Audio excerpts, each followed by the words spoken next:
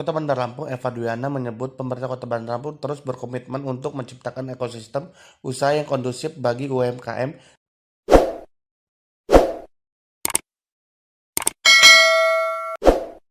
saat memberikan sambutan pada acara launching UMKM Mitra Adiaksa, inovasi Jaksa Sahabat UMKM tumbuhkan ekonomi kreatif maju menuju Indonesia Emas di kantor Kejaksaan Kota Bandar Lampung, Kamis 31 Juli 2025. Dan saya juga sudah meminta kepada para Kajari untuk kemudian memerintahkan jasa-jasa, diperintahkan untuk pendampingan langsung ke UMKM untuk membuat apa? Membuat tata kelola pemberdayaan masyarakat, pemberdayaan UMKM ini supaya lebih sehat lagi, lebih sukses lagi, dagangannya lebih banyak terjual lagi.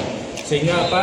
Yang namanya gratis tis tadi, perizinan itu nyata terbukti. Pertama, pemerintah Kota Bandar Lampung mengucapkan terima kasih kepada Bapak Kajati yang selalu memberikan support dan juga dengan Pak Kajari beserta jajarannya dengan adanya jabat Jaksa Sahabat UMKM di Bandar Lampung ini luar biasa.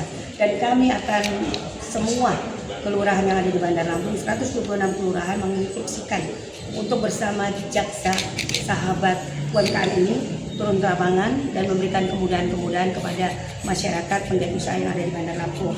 Dan